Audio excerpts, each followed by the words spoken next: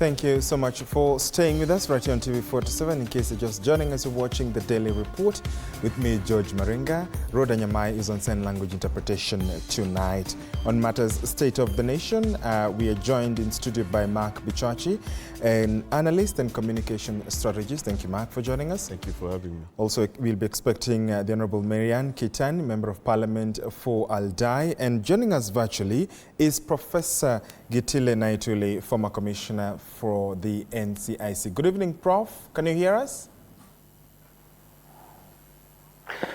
Evening to you. Yes. Good. Okay. I can hear you. Thank you so much, Prof. Let me begin with you, Mark. Yeah. What do you make of the issues that we did see over the weekend? The church, the Catholic Church, backed by other religious outfits, criticized the government. Yes. And yesterday you did see President William Ruto saying, I will actually continue to give. Yes. I am a product of giving. Where does that put him and, his relationship with the church?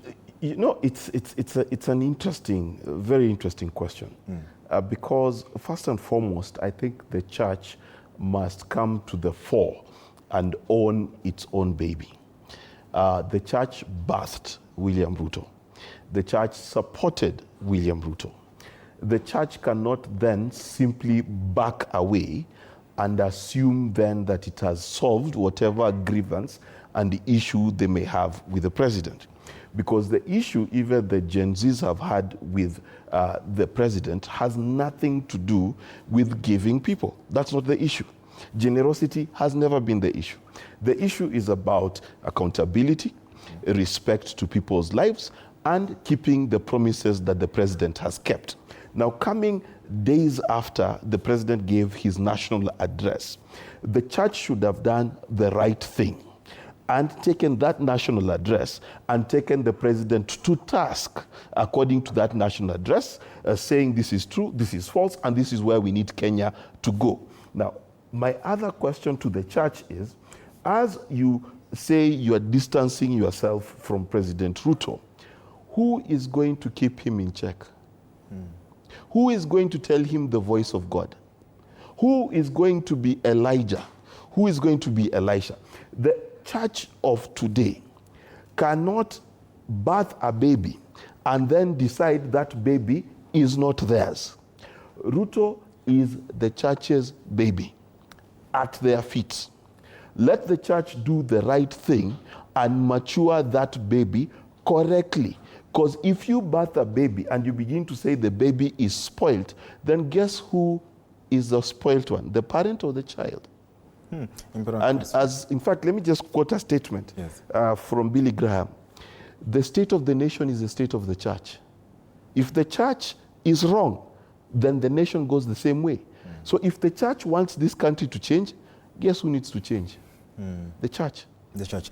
Professor, a lot has happened even as you look at, Bichachi has brought about the State of the Nation address, but I'll begin by picking your mind on the church issue and politics. And we did see what has transpired in the last week and also the previous week and now also this just past week and weekend. What do you make of this relationship and the church coming out to call out this administration, various religious leaders?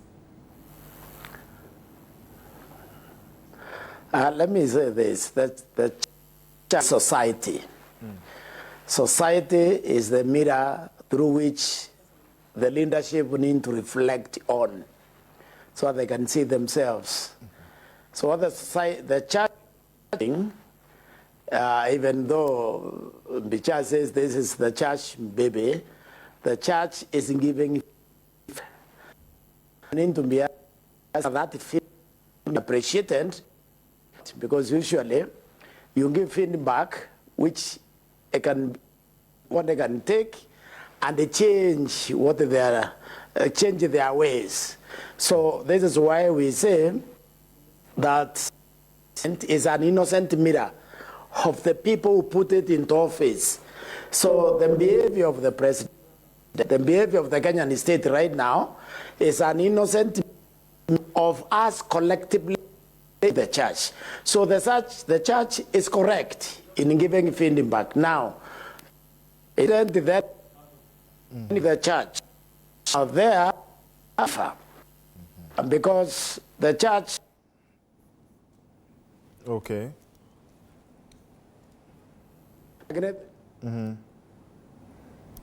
Yeah, indeed, Prof will be getting to you a little bit later on. Bichachi, you mentioned the State of the Nation address. It was a highly anticipated address, especially that Thursday last week.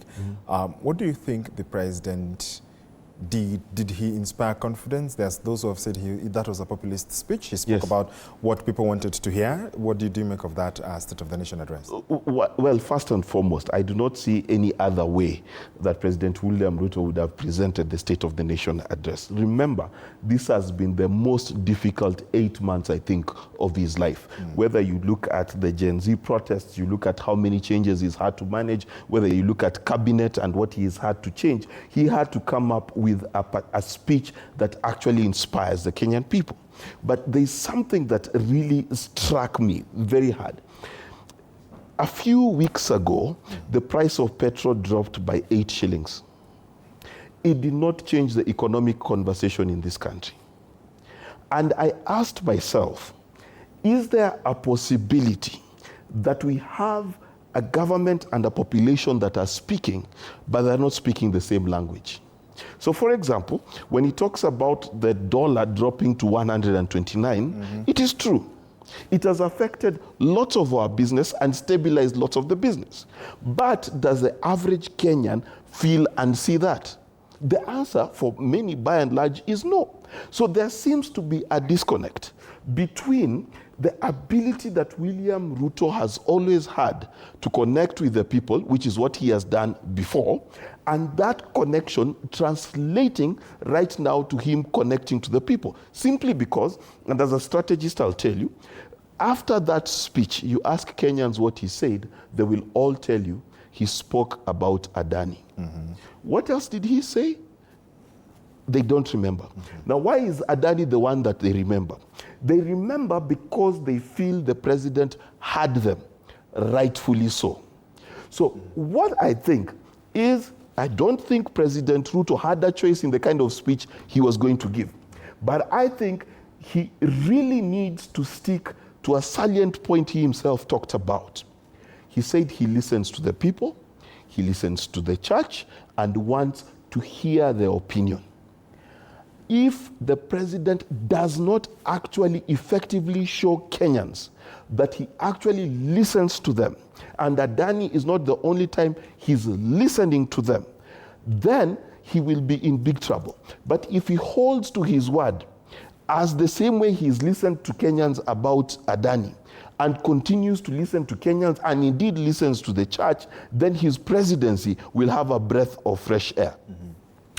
Professor, as we pick up from where we left, what do you make of that State of the Nation address? And is the president now perhaps seemingly looking like he is listening, and, you know, with the actions and his speeches that he's been giving lately?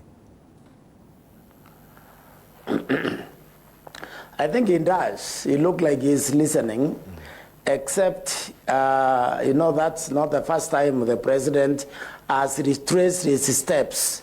It's a very bad reflection on those people who guided the president, because one of the responsibilities of an advisor to the president is to make sure that you never embarrass your boss, that you protect your boss.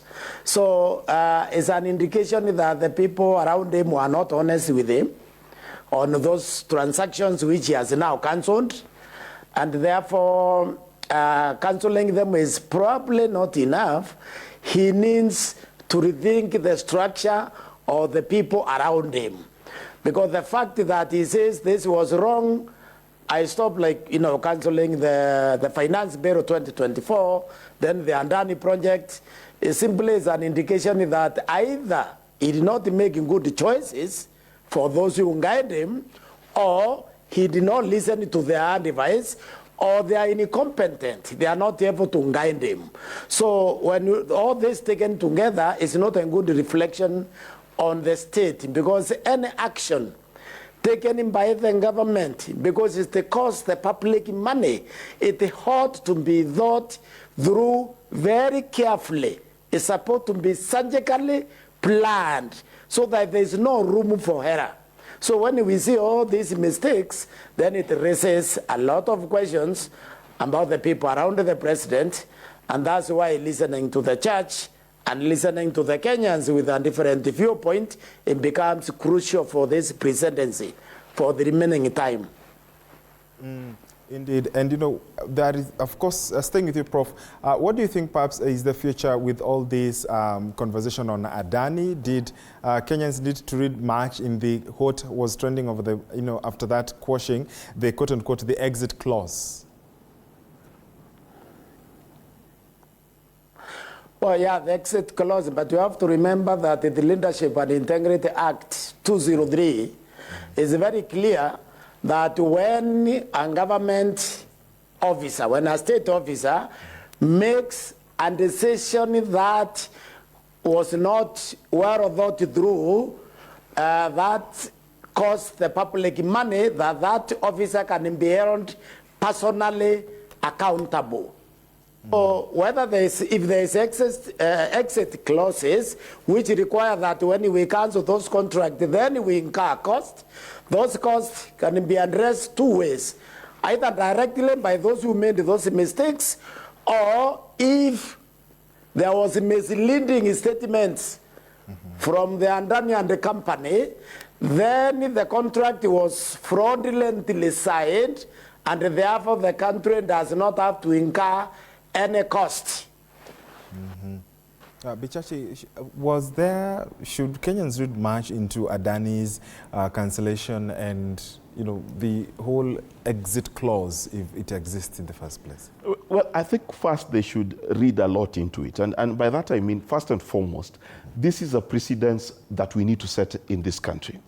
That when we are getting into a contract, and we will get into a contract tomorrow because of Kenya Power, tomorrow because of the airport, the other time because of the port in Lamu, and other such contracts. The question you must ask ourselves, and this is the question that I really wanted to ask our parliamentarians, when the president announced that Adani contract is to be cancelled, Parliament erupted in loud cheer.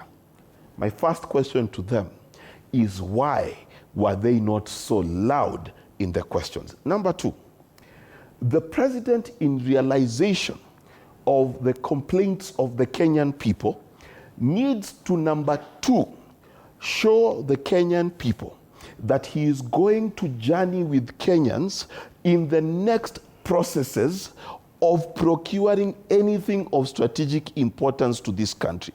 It is something so critical that this country needs to get back to a point where when contracts are signed on our behalf, we have confidence in them. So when you ask what next, number one, Professor said it very well. I do not think that the mistakes of certain people should be burdened on the Kenyan people. The people who did not see that the Securities Exchange Commission of the United States had raised a flag years ago, if they did not realize that Total in India had pulled contracts away from Adani, if they did not realize that, then I'd ask the president to do the next logical thing. Let them bear the costs and bear those costs at home. They cannot sit in office and let Kenyans bear that cost.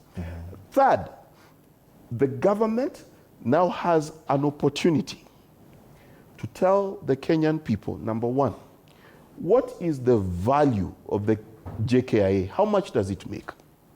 And if it makes 18 billion shillings a year, do we need Adani, or do we need to take a strategic loan over the next 50 years against our 18 billion profit without giving shareholding of our airport to somebody else? Do Kenyans desire that the airport should be held wholly by Kenyans, or do we want it to be like Safaricom, which has shareholders? Do we want it to be like Kenya Power, which has people as shareholders and government as majority, or do we want to own it ourselves, build it ourselves, and hold it into national pride? And this is the other question that we must ask. It is not just a question of corruption. It is also a question of national pride. I will tell you for free, when I land in some jokes of airports, and I hope they do not hear me, in Ethiopia or in Tanzania, I am proud to know that JKA handles more people. Kenyans are able to fly in and out more, and we have the potential of being the Dubai of Africa. So there's a sense of pride. So do I want my institution to be owned externally? I don't. But these are the questions that we need to carry Kenyans through. One, do they want it to be out of the country? Two, can they afford to pay for it themselves? And three, the people who are held liable in what they have done. It should not just be Adani who's been sent packing to India. It should be also anyone else who was materially, whether complicit or complacent, in not making sure that the right thing was done. Those people also need their responsibility. Prof, we are seeing a lot of activity, especially in the Mount Kenya region, with the re-emergence of impeached former Deputy President Rigathi Gachagua. What do you make of all these, crowd pulling, all this activity, and marshalling up of a certain army that seems to be not yet announced of sorts?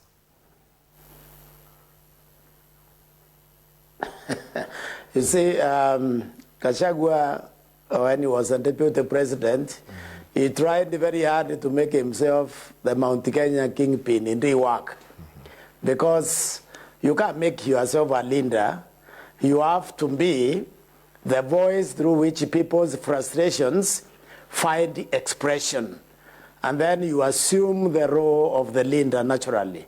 Now, what has happened here is the people who are advising the president, they misled him. I think impeaching Gachagua was a very bad idea because it has created him as a leader now for the Mount Kenya. Whether some people will agree or not is going to be a fact. First, people, the way he was treated, for the same reason why people supported Ruto, they didn't like the way Ruto was treated by Uhuru Kenyatta. So now they don't like the way Ruto has treated Gachagua. So for now, it appears that Gachagua will assume a very big role in Mount Kenya, even though if I was the one advising the president, I would have told him to just frustrate the fellow, but don't impeach. The reason is this. And impeach Gachagua. Gachagua naturally is a very difficult Kenyan. Gachagua would have run for president if he was not impeached and divided the opposition.